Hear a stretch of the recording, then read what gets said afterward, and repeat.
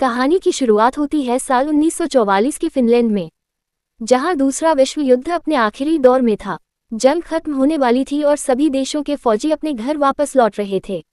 इसी वजह से नाजी सेना को भी फिनलैंड छोड़ने का आदेश मिला, लेकिन वह जाते जाते भी तबाही मचाने से पीछे नहीं हटे। वो अपने रास्ते में आने वाली सभी सड़कों, पुलों और बस्तियों को पूरी तरह से बर्बाद करते हुए आगे बढ़ रहे थे। इसी बीच हम फिनलैंड के घने जंगलों में कोर्पी नाम के एक कमांडो को देखते हैं। कोर्पी अब जंग के खून खराबे से थक चुका था और लड़ाई छोड़कर एक शांत जिंदगी जीना चाहता था। जंग खत्म होने के बाद वो अपने वफादार कुत्ते और घोड़े के साथ जंगल में अकेले रहने लगा। फिर एक दिन वह जंगल में घूम रहा था तो उसकी नज़र नदी में चमकते हुए सोने के कुछ टुकड़ों पर पड़ी। ये देखते ही वह समझ गया कि नदी के आसपास जरूर कोई सोने की खदान मौजूद है। इसके बाद कोर्पी हर दिन उस जगह जाने लगा और आसपास खुदाई शुरू कर दी। उसे इस बात की बिल्कुल परवाह नहीं थी कि ऊपर फाइटर प्लेन्स उड़ रहे हैं। कई दिनों की कड़ी मेहनत के बाद आखिरकार उसे एक गड्ढे में भारी मात्रा में सोना मिल गया। सोना देखते ही कोर्पी की आंखों में खुशी के आंसू आ गए, क्योंकि वह जानता था कि अब उसकी जिंदगी पूरी तरह बदल सकती है। उसने इस सोने को अपने टेंट में छुपा दिया और पूरी रात जागकर उसकी रखवाली करता रहा, क्योंकि उसे डर था कि कहीं कोई आकर उसका सोना ना चुरा ले। अगली सुबह कोर्पी ने सारा सोना एक बैग में भरा और अपने घोड़े पर सवार होकर वहां से निकल पड़ा। साथ ही उसका वफादार कुत्ता भी उसके पीछे पीछे चलने लगा। कुछ घंटों के सफर के बाद उसकी मुलाकात नाजी सेना के जनरल ब्रूनो से हुई, जो अपने सैनिकों के साथ आगे बढ़ रहा था।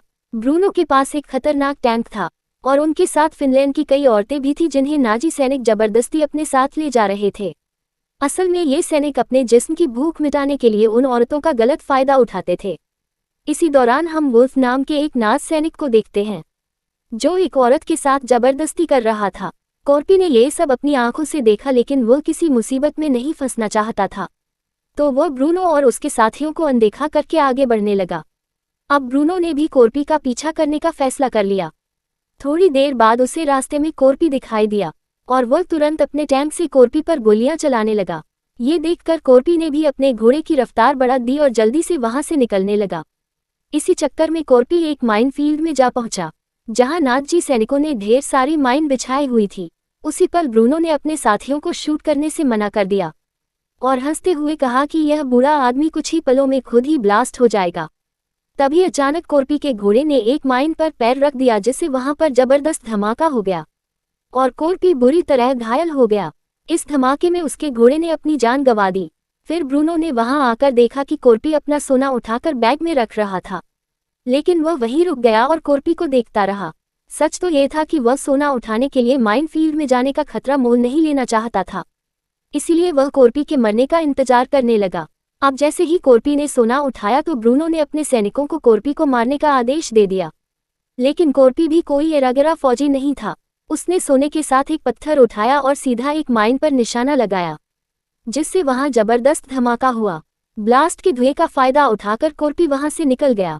अब लगातार कई घंटे चलते रहने के बाद कोर्पी आखिरकार एक शहर में पहुंचा, लेकिन वह शहर पूरी तरह उजड़ा हुआ था। अब कोर्पी हद से ज्यादा थक चुका था, इसलिए उसने गैस स्टेशन के अंदर जाकर थोड़ा आराम करने का फैसला किया। घायल पैर के दर्द को झेलते हुए वह सोने की कोशिश कर रहा था, पर इसी बीच उसके ज़हन में वह डरावना दिन ताज़ा हो गया जब उसने अपने पूरे परिवार को खो दिया था। खैर, काफी मशक्कत के बाद कोर्पी की आंख लग गई, लेकिन थोड़ी देर में अचानक अपने कुत्ते के भौंकने की आवाज़ सुनकर उसकी नींद टूट गई। जागते ही वह अपने कुत्ते से मिला, लेकिन उसी पल उसे एक भयानक सच्चाई का एहसास हुआ। असल में कोर्पी ने देखा कि उसके कुत्ते के शरीर पर एक डायनामाइट बंधा हुआ था। उसने बिना वक्त गवाए डायनामाइट को अलग करके दूर फेंक दिया, लेकिन उसी पल जोरदार धमाका हो गया। इस धमाके से कोर्पी उछलकर जमीन पर जा गिरा और फिर बेहोश हो गया। जब कोर्पी को होश आया तो उसने देखा कि ब्रूनो उसके सामने खड़ा था और अब कोर्पी उसकी कैद में था। ब्रूनो ने उसका सारा सोना छीन लिया और उसकी जेब में जानबूझकर एक छोटा सा टुकड़ा छोड़ दिया।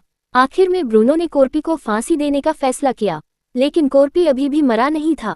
असल में उसने फांसी से बचने के लिए अपना पैर लकड़ी में लगी हुई एक कील के सहारे टिका लिया था। इसके बाद कोर्पी ने अपने दूसरे पैर को भी धीरे धीरे लकड़ी पर टिकाया। उसे दर्द बहुत हो रहा था, लेकिन इस तरह उसने मौत के फंदे से खुद को बचा लिया। वहीं उसका वफादार कुत्ता उसके पास ही बैठा रहा और चुपचाप अपने मालिक के नीचे उतरने का इंतजार करने लगा। इसी तरह पूरी रात गुजर गई। सुबह होते ही एक प्लेन वहां पर लैंड हुआ। प्लेन की तेज हवा से एक कोर्पी की गर्दन पर बंधी हुई रस्सी टूट गई और वह नीचे जमीन पर जा गिरा। थोड़ी देर बाद प्लेन से 2 पायलट बाहर निकले और फ्यूल की तलाश करने लगे। तभी उनकी नज़र कोर्पी और उसके कुत्ते पर पड़ गई। एक पायलट ने अपने साथी को उन दोनों को गोली मारने को कहा, लेकिन दूसरा पायलट डर के मारे हिचकिचाने लगा।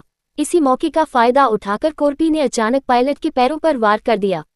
पायलट बैलेंस बिगड़ने से नीचे गिर गया और उसका सर एक पत्थर पर जोर से टकरा गया, जिससे वह वहीं बेहोश हो गया।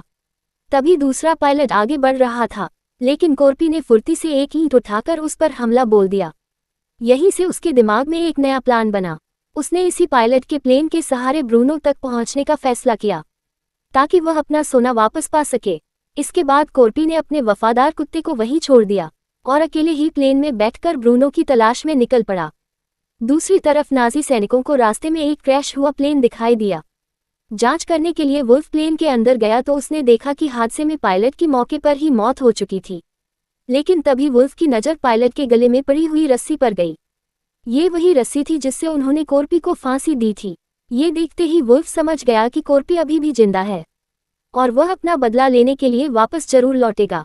साथ ही ब्रूनो भी यह जान गया था कि कोर्पी कोई आम इंसान नहीं है। इस डर की वजह से ब्रूनो ने अपने सभी आदमियों को तुरंत वहां से हटने का आदेश दे दिया। इसके बाद हम 2 नाजी सैनिकों को देखते हैं जो कुछ फिनिश औरतों के साथ एक ट्रक में बैठे थे और तभी अचानक कोर्पी ने एक सैनिक पर हमला कर दिया और उसे मारकर ट्रक से नीचे फेंक दिया। जब दूसरा सैनिक बाहर झांकने आया तो कोर्पी ने उसे भी पकड़कर नीचे घसीट लिया, जिससे वह टैंक के नीचे आकर कीड़े की तरह कुचला गया। इधर आनो नाम की एक औरत ने मरे हुए सैनिक का हथियार उठाने की कोशिश की, लेकिन तभी कोर्पी ट्रक के अंदर आ गया। वहां अपने देश की औरतों को देखकर वह समझ गया कि नाजियों ने उन्हें जबरदस्ती कैद करके रखा हुआ है और वह सभी बेगुनाह हैं, इसलिए कोर्पी ने उन्हें हथियार सौंप दिए। इसके बाद वह ट्रक की छत पर चढ़ गया और ड्राइवर को मारकर नीचे फेंक दिया। अब उसने आनो से ट्रक चलाने को कहा ताकि वह उसकी मदद कर सके। इसके बाद आनो ट्रक को टैंक के करीब ले जा रही थी, लेकिन टैंक में मौजूद लोगों को शक हो गया, इसलिए सभी औरतों ने मरे हुए सैनिकों की बॉडी का इस्तेमाल किया ताकि किसी को भी सच्चाई का पता न लग जाए। इसके बाद आनो अपना ट्रक दूसरे ट्रक के पास ले गई। वहां सभी औरतों ने ट्रक में मौजूद सैनिकों पर अंधाधुंध फायरिंग करके उन्हें बुरी तरह मार डाला। साथ ही उन्होंने ट्रक के ड्राइवर को भी गोली मार दी, जिससे वह ट्रक अपने आप सड़क से नीचे उतर गया। दूसरी तरफ कोर्पी टैंक का गेट तोड़ने की कोशिश कर रहा था। तभी ब्रूनो ने अचानक टैंक को रोक दिया, जिससे कोर्पी नीचे गिर गया। ये देखकर वुल्फ कोर्पी को जान से मारने के लिए टैंक से बाहर आ गया, लेकिन कोर्पी जल्दी से वापस टैंक पर चढ़ गया और उसकी वुल्फ के साथ जबरदस्त लड़ाई छिड़ गई। इस दौरान दोनों जमीन पर गिर गए और अब टैंक के अंदर सिर्फ ब्रूनो और शर्ट्स नाम का एक सैनिक बचा था। वह सैनिक अपनी जान बचाकर वहां से भागने की कोशिश कर रहा था। इधर कोर्पी ने वुल्फ को मार मार के उसकी हड्डी पसली एक कर दी, लेकिन इससे पहले कोर्पी उसे जान से मार पाता, तभी वहां एक बाइक पर 2 नाजी सैनिक आ गए। उन दोनों ने कोर्पी को देखते ही पहचान लिया और वह डर के मारे वहां से भाग निकले। हैरानी की बात यह थी कि कोर्पी ने वुल्फ को मारा नहीं, जिंदा छोड़ दिया और वह खुद बाइक लेकर टैंक का पीछा करने के लिए निकल पड़ा। यहाँ वुल्फ भी यही सोच रहा था कि उस हैवान ने मुझे जिंदा छोड़ दिया, लेकिन कुछ ही देर में फिनिश औरतें वुल्फ से बदला लेने के लिए वहां पहुंची। इसी बीच ब्रूनो की मुलाकात एक पायलट से हुई और उसने उसके प्लेन से भागने का प्लान बनाया। तब पायलट ने उसे बताया कि मेरे प्लेन में सिर्फ एक इंसान के बैठने की जगह है। ये सुनते ही ब्रूनो ने बेरहमी से अपने ही साथी शर्ट्स को गोली मार दी और खुद प्लेन में बैठकर वहां से भाग निकला। लेकिन तभी अचानक कोर्पी वहां आ पहुंचा और उसने प्लेन पर धुआंधार फायरिंग शुरू कर दी। जैसे ही प्लेन टेक ऑफ करने लगा, कोर्पी तुरंत प्लेन के बिल्कुल नीचे पहुंच गया और उसने अपनी एक छोटी कुल्हाड़ी की मदद से उसे पकड़ लिया। उधर ऊपर बैठे ब्रूनो को लग रहा था कि वह कोर्पी को पीछे छोड़ आए, लेकिन कोर्पी बिना वक्त गवाए प्लेन के पहिए को पकड़कर उसी रास्ते से अंदर घुस गया और सीधा बॉम्ब रूम के फ्लोर तक पहुंच गया। तभी अंदर से आने वाली आवाजों को सुनकर ब्रूनो को शक होने लगा, पर पायलट कहने लगा कि प्लेन बहुत पुराना है, इसलिए ऐसी आवाजें आती रहती हैं। लेकिन इसके बाद भी ब्रूनो का शक कम नहीं हुआ। सच जानने के लिए उसने खुद बॉम्ब रूम की तरफ जाने का फैसला किया। फिर जैसे ही दरवाजा खुला तो अचानक कोर्पी ने उस पर झपट्टा मार दिया और देखते ही देखते दोनों के बीच में भयानक फाइट शुरू हो गई। अपने गहरे जख्मों की वजह से कोर्पी कमजोर पड़ रहा था और ब्रूनो उस पर भारी पड़ रहा था, लेकिन कोर्पी हार मानने को तैयार नहीं था।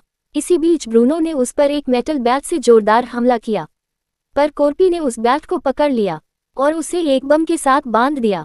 अगले ही पल वह बम प्लेन से नीचे जा गिरा और उसके साथ ही ब्रूनो भी नीचे गिर गया और फिर एक जबरदस्त ब्लास्ट के साथ ब्रूनो का खेल खत्म। अब कॉर्पी थोड़ी देर के लिए तो सुकून चाहता था, लेकिन तभी प्लेन का कंट्रोल बिगड़ने लगा और वह तेजी से नीचे की तरफ झुक रहा था।